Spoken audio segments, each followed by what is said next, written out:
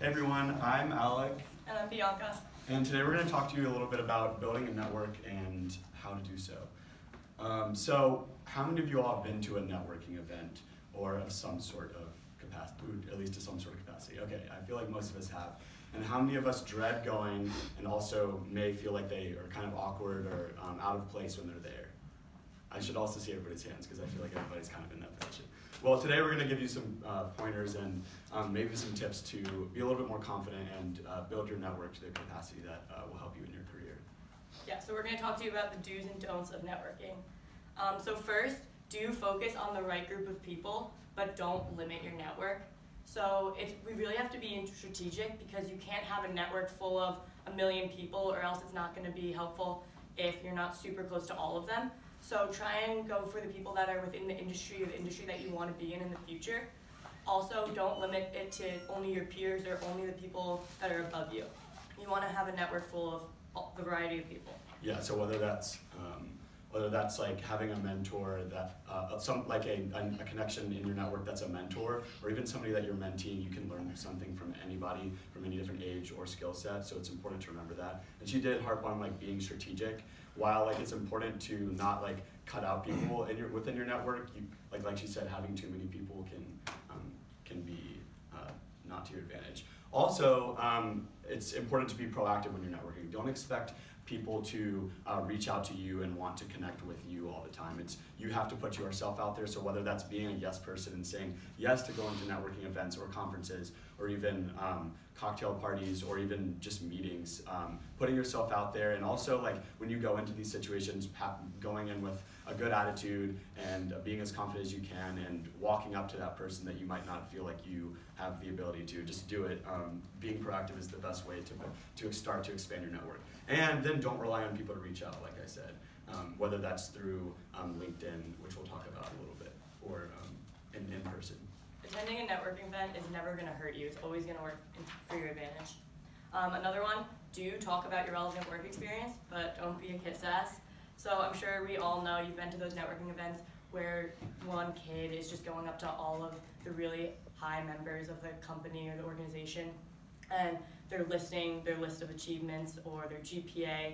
We don't want you to do that, but we do want you to talk about your relevant work experience. So you can talk about what internships you've had that are relevant to the company that you're talking to, or any other type of relevant experience. But do not list your GPA or some SAT scores, stuff like that. No one likes a kiss ass. And I guess on the opposite side of that, while you're at a networking event, the point of networking is specifically a lot of times career related. Networking at its core is getting to know people and building relationships. So the only way you really do that, and you really are memorable, is if you share personal interests about yourself, whether that's hobbies or passions related to your career or the industry you're looking into. Making sure you're trying to make a personal connection and sharing stories is extremely important. So I guess, what you don't want to do is also just only talk about yourself. So remember, it is a two-sided conversation. So just remember to ask questions and act engaged with the other person.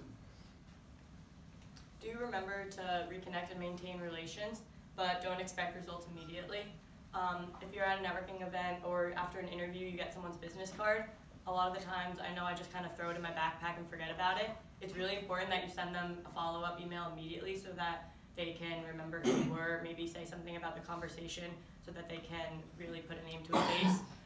Also, you can't just send one email and expect you to have them in your network. You need to reconnect constantly, whether it's through social media or you can ask to meet in person.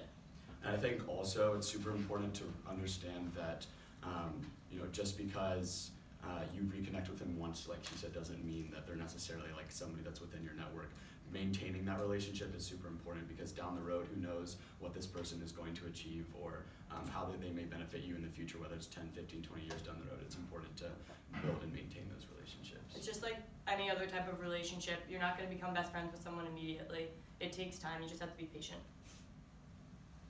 And I guess another really important thing to know within networking is you do want to help to give back to others within your network. So, nobody's going to be willing to help you if you don't, if you aren't putting yourself out there and offering to help them, whether it be within their career or or maybe it's even just connecting somebody with somebody that you may know. You meet somebody and they have a particular interest that you know somebody else could help them with. You know, putting yourself out there and being helpful will, you know, work out in your favor in the long run, and will allow people to be more willing to help you.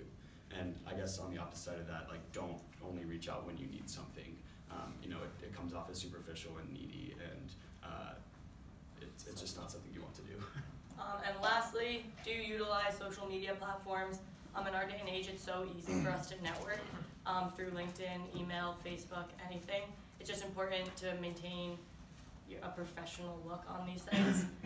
So use them to your advantage. It makes it super easy to send a message on LinkedIn, but don't forget how important it is to meet someone in person. If they can't put a name to a face, then it's going to be hard for them to remember who you are. So if you're going to message them or email them constantly, it's important to once in a while meet up in person, whether it be for coffee or anything like that. So does anyone have any questions or want to share like a funny networking story?